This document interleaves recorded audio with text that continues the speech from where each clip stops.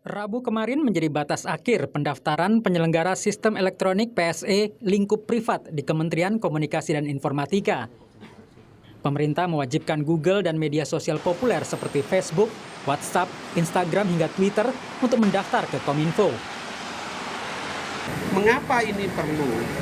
Ini agar penyelenggara sistem elektronik lingkup privat dan bisnis sektor digital lainnya di Indonesia taat pada peraturan. Dalam peraturan Menteri Kominfo, yang tidak mendaftar PSE akan diberikan sanksi administratif berupa pemutusan akses terhadap sistem elektronik. Dirjen Aplikasi Informatika Kementerian Kominfo, Samuel Pangerepan, mengatakan sanksinya tidak langsung diblokir, tetapi terlebih dahulu ada teguran. Pertama teguran, kedua adalah denda administratif, ketiga adalah pemblokiran. Ini yang itu ada 3 tahapan. Lembaga Keamanan Siber Sisrek menyebut pemerintah harus bisa mencari alternatif jika platform media sosial diblokir, sebab banyak media sosial yang menjadi penunjang kegiatan masyarakat sehari-hari. Digunakan untuk pekerjaan, digunakan untuk bisnis, digunakan untuk hubungan keluarga, dan lain-lain. Oleh karena itu, pemerintah juga tidak bisa mematikan aktivitas masyarakat gitu, gara-gara terblokirnya platform-platform ini.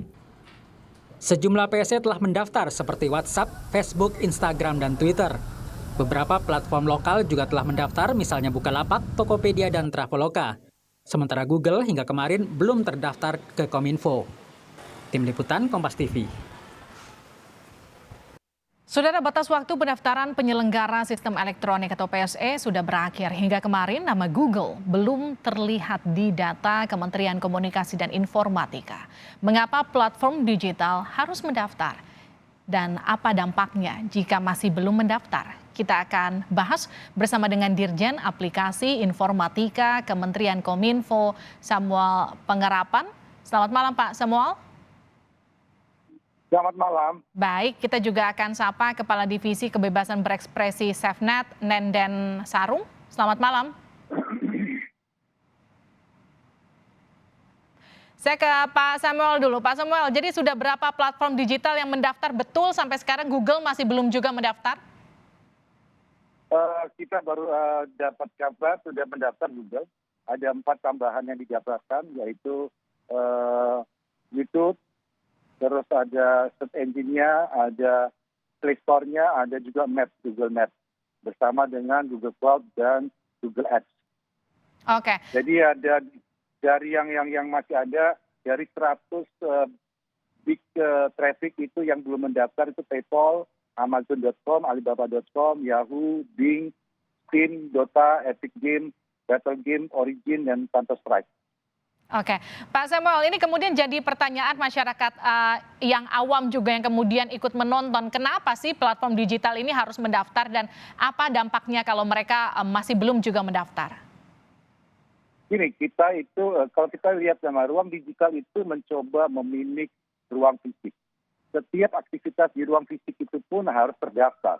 Kita punya warung kecil pun harus punya izin. Nah ini juga bagaimana kita bisa memproteksi masyarakat yang beraktivitas di ruang digital kalau kita tidak tahu mereka melayani apa ke masyarakat kita. Jadi ini kita data, ini pendataan supaya kita bisa menciptakan ruang digital kondusif, aman dan nyaman bagi masyarakat dan juga aman dan nyaman bagi orang berbisnis. Supaya apabila ada yang mengaku-ngaku atau memasukkan atau yang itu kita bisa juga blok, dan dengan mendaftar ini mengangkat level of trust dari masyarakat untuk beraktivitas di ruang digital menggunakan platform ini. Apabila dengan ada masalah dengan platform tersebut, masyarakat bisa melakukan komplain. Kalau komplain itu tidak bisa ditanggapi dengan baik, dia bisa melaporkan ke pemerintah. Pemerintah akan menegur. Kenapa ini ada masalah ini tidak diselesaikan? Contohnya ada orang pesan yang namanya HP, tapi dikirimnya kalkulator. Bagaimana coba ini kan? Terus kemana mereka melaporkan? Kalau tiba-tiba hilang. Nah, ini yang kita tidak inginkan. Karena kita lihat perkembangan ekonomi digital kita sangat pesat sekarang ini. Untuk itu kita perlu melakukan tata kelola. Ini hanya mendaftarkan. Tidak seperti di negara-negara lain yang sangat ketat. Kita hanya mendaftarkan, meregistrasi layanan mereka dan siapa yang bertanggung jawab terhadap layanan tersebut. Oke, saya ke Mbak Nenden. Mbak Nenden, ini apa perlu pendaftaran seperti ini dilakukan sebetulnya?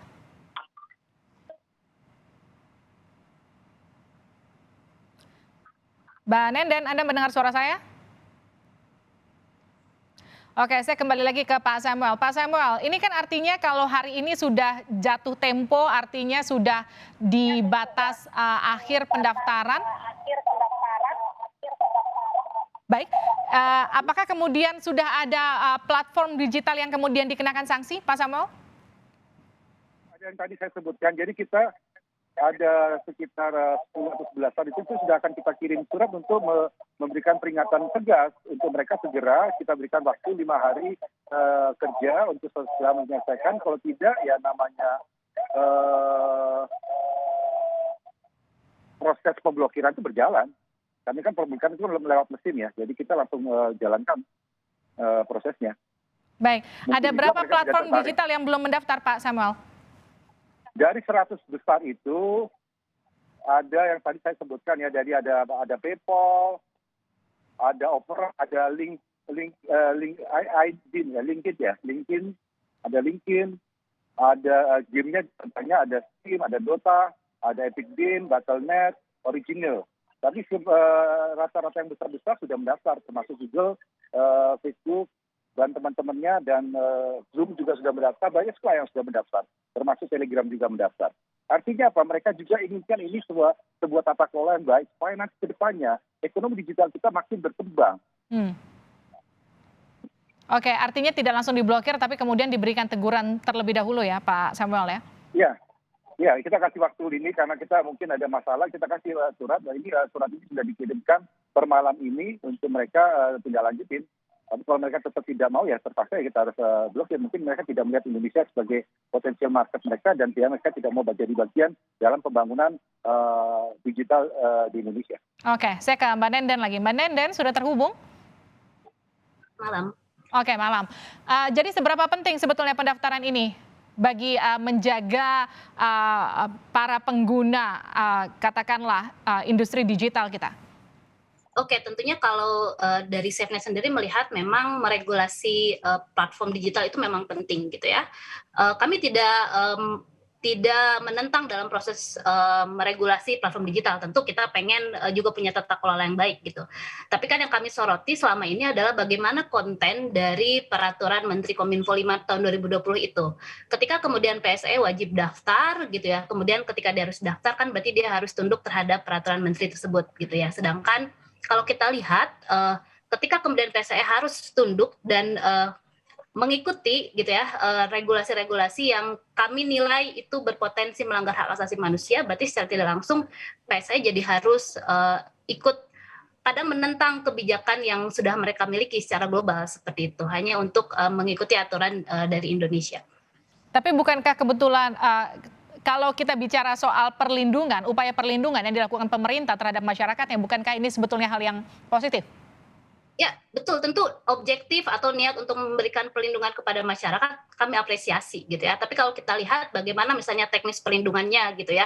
Sedangkan kalau kita lihat kalau memang tujuannya adalah untuk melindungi data, misalnya seperti itu ya, kita kan tahu ada yang lebih urgent dari hal tersebut. Misalnya soal rancangan undang-undang perlindungan data pribadi yang sayangnya gitu ya hingga saat ini itu malah belum disahkan hingga saat ini gitu. Padahal itu bisa menjadi payung hukum yang sangat penting yang bisa menjadi acuan dalam proses perlindungan data untuk masyarakat sebetulnya gitu ya. Jadi dengan kemunculan regulasi ini sebetulnya menjadi agak setengah-setengah gitu ya. Kalau memang betulan mau melindungi data warga ya sebaiknya kita coba dorong yang lebih prioritas yaitu di rancangan undang-undang seperti itu. Oke, jadi daripada bikin regulasi mendingan RUU-nya aja dipercepat, kira-kira begitu ya? Kurang lebih seperti itu, diprioritaskan dulu yang lebih penting. Pak Samuel, tanggapannya?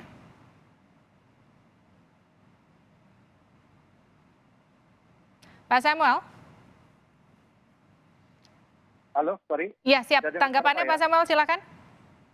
Jadi memang tadi ya, ini kan adalah tata kelola bagaimana kita menata dan mengelola ruang digital agar ruang digital kita itu kondusif, nyaman dan aman.